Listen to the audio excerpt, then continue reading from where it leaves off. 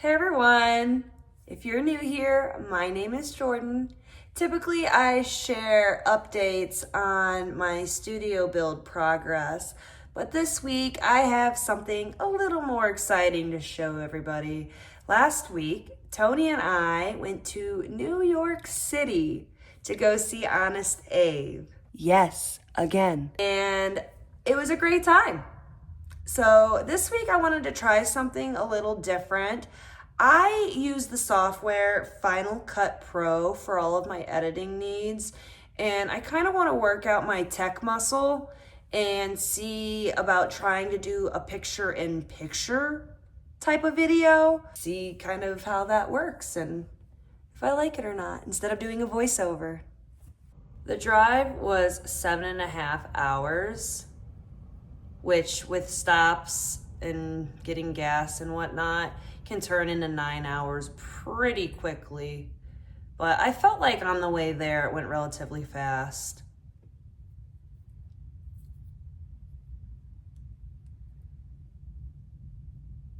Plus, Tony was really nervous about having us drive in the city because it's a lot different than where we're from. So we ended up actually renting a 2-night stay in a parking garage. That way we wouldn't have to worry about it, you know? It was a lot cheaper to just put the car in a garage for 2 days than to pay for parking for the entirety of our stay.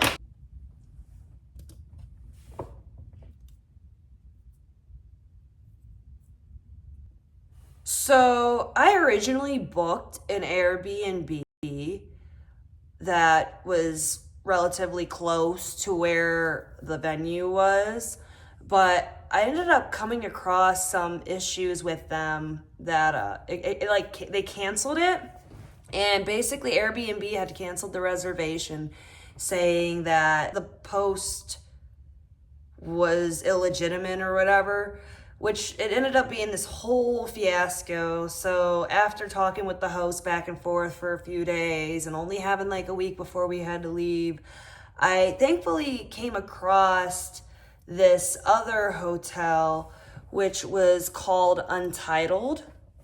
And it was basically like a hidden gem in the Lower East Side of New York City in a graffiti-lined alley called Freeman Alley. And as you can see, it was beautiful. And I'm an artsy kind of gal, so it was definitely right up my alley. No pun intended. Now, I also want to say something about this.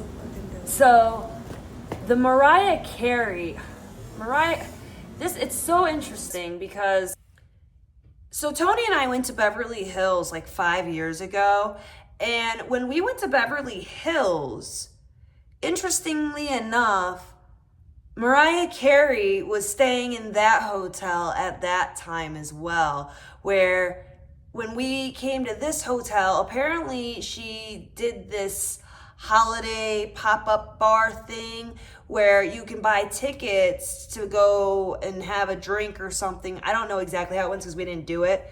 But you could basically go and have a drink with Mariah Carey, which we just thought was really odd. Like, what are the chances of not only one time going and staying in the same hotel as Mariah Carey, but twice, just by chance being at the same hotel as Mariah Carey, of all people?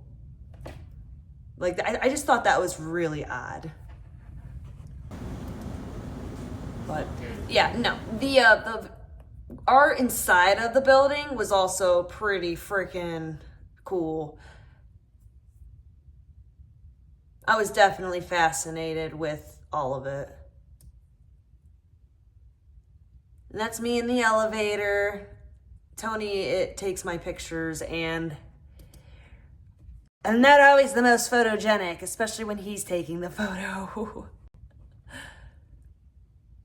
So the first night we ended up going to Times Square, and quick story.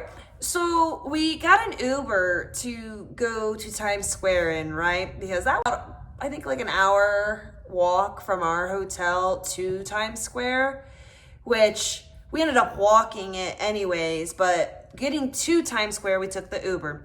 Now, we're almost to Times Square in this Uber, and we're at a red light, literally down the street. Well, next thing you know it, there's this guy on like a DoorDash bike or Grubhub bike, one of them delivery guys, on a bike, pulls out kind of in front of our Uber, but he can't catch his balance because he was intoxicated. He's barely misses the front of the car, wobbling his way around, and ends up hitting the side of our Uber's car, like just straight smashing into the shit. So now our driver was super professional about what had happened. I mean, you could tell he was upset, but like me, oh man, I would have freaking blew a freaking gasket on him. I'd have been so fucking mad. No, this guy just kind of like, he puts the car in park and he's, and he gets out and he looks at the guy and goes, "What are you, drunk?" And, he kind of looks at us and he's like, "I'm so sorry, but, you guys can get out. It's just down the street." And I'm like, "Yeah, no, dude, like, you got more stuff to worry about. We got this, Sorry that this happened." And we were trying to find the ice skating rink, but we're having trouble. We did end up seeing the Rockefeller tree, though, which other people were in a line to see, and we thought it was funny that we just walked up and seen it like that. We did end up getting dinner at this place. I want to say it was called Oceana.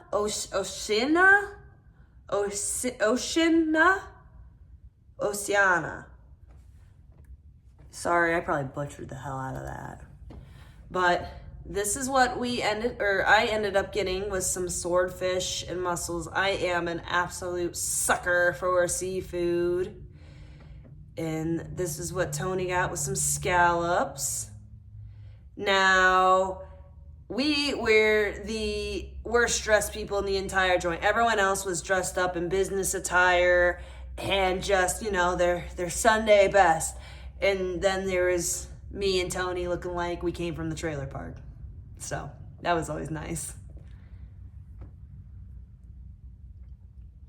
This is me trying to pronounce some of the stuff on the menu. Mascarpone, cebolla cebayon with cocoa nibs, cheese, Graham streusel. And then I had this pumpkin cheesecake for dessert. It was really good. Now, by the time we were done eating dinner, we ended up trying to get an Uber, but the price for the Uber, tripled, okay? So when we got the Uber to go to Times Square, it was like $30 or $40, okay?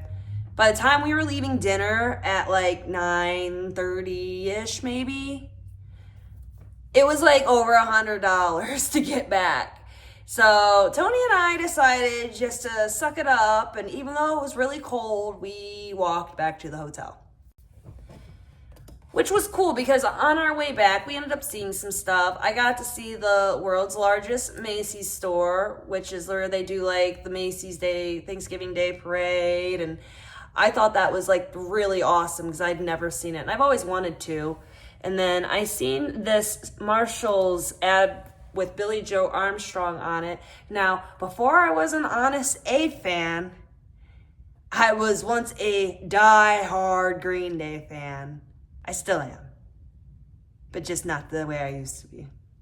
So, of course, when I seen that sign, it was kind of every time I see Billie Joe somewhere random, because it's not something that's commonly played anymore. It's not something you see everywhere, at least not around where I'm from anymore. So when I come across him, it's always a good day for me. And then the next day, since I forgot to do a tour of the room that we got, I figured I would show you guys that. Now, the room that we had was relatively small, but all the hotels and the rooms that you could really find in the area was just really small.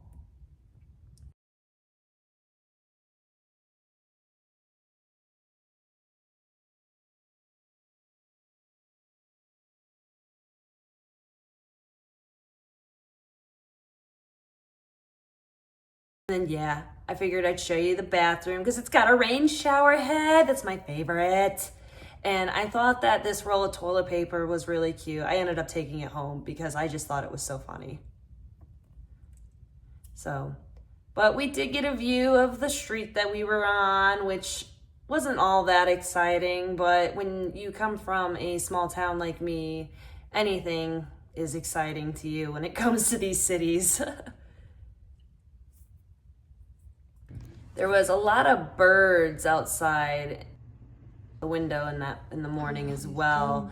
I think they were pigeons. I'm pretty sure that they were pigeons. They're all like pigeons. I'm no bird expert, but I thought it was pretty neat seeing all these birds lined up and basking in the sun. And here's some of the artwork that was in that alley during the daytime that I thought was pretty neat. And then Tony went to the Carhartt store to get some warmer clothes. And while he did that, I walked down the street to a Supreme store. Never seen one before. So of course I had to take the opportunity to take a look at it.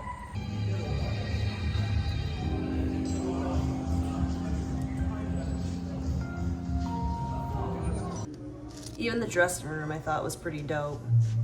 Yeah, they had a dressing room, who knew? I got back to the hotel to drop my stuff off, and then we decided to have a quick lunch before we went over to the venue.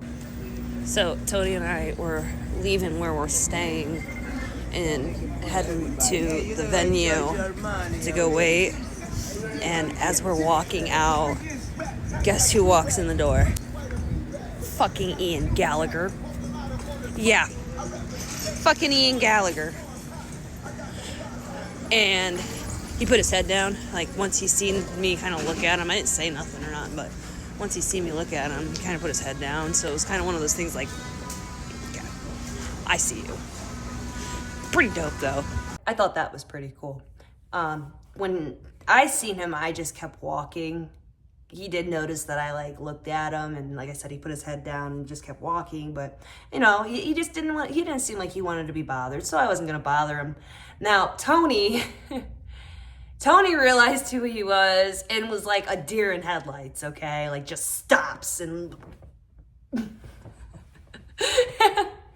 I keep walking. Well, Tony was like, "Did you see it?" And I'm going, "Yep." Like I'm trying to just keep walking because I didn't want him to hear us talking about him. But it was still so funny because, like, you know, I can see people, and I mean, obviously I get excited about it, but like I can internalize that, where Tony just like instantly starstruck, you know? He's pretty, he gets excited by those types of things. So, and you know, it's fine. It's cool. This is when we were waiting outside the venue. I waited for a total of like 5 or 6 hours, I think. And it was fucking cold. I'm saying like maybe 29 degrees cold. This is after waiting all day.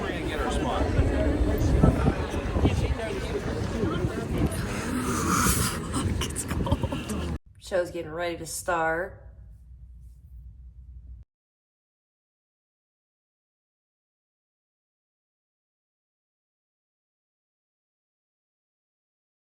I thought the disco ball was really neat though.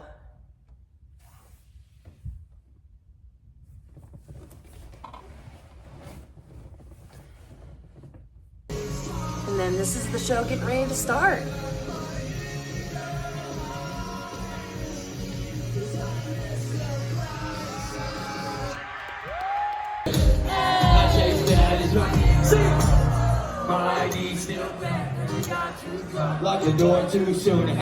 Every show of his that I've gone to, I am up front every single time. It's just the best experience in my opinion. He puts on a great show. I like being around. You make it hard for me to leave. I deserve it. I'm still so searching. I wish I could be out tomorrow, but babe, right now I'm all over working. Why can't I just move on? I felt like this for too long. I crashed my car into a pond. If I can't get back what I never really had, I don't like think about my past. Why can't I just move on? I felt like this for too long. I crashed my car into a pond. If I can't get back what I never really had, I don't like to think about my past. That's why I don't feel like I'm drowning. What the fuck? Lose me, abuse me. Anything not to lose this. You know it's a good show when Abe puts himself out in the crowd to vibe with everybody. Not every show that I've gone to has he done that in, but also the venue wasn't set up always for him to do that, so he definitely likes to party with his people if he gets the opportunity to. Not there yet, Dad, but I'm on the way. Don't leave me going to the same place. They gon' sing me to hell, you in heaven's gates. Don't tell me it's not my crime. I get so high, I feel like dying. I get so drunk, I feel like you. I'm a 10.5 when I'm in your mood. I was like in this basement and like these seniors, I was a freshman, these seniors were like making a song and they were like, we need like somebody else to rap like in it. And I'm like, fuck, I like love Nelly when I was a kid, so I got like a band-aid on my eye. I'm wearing like Jordan shorts down to my ankle. I'm like, you got your guy right here. We were trying to come up with a rap name and like, I don't know shit about nothing for real. And they said, who's your favorite president? And for no reason I said, Honest Abe. For no reason, I don't know why I said that. And they were like, oh, Honest Abe. So when you think of Honest Abe, think of Honest Abe with a fucking V. And stop calling me Honestav. They're calling him Honestav.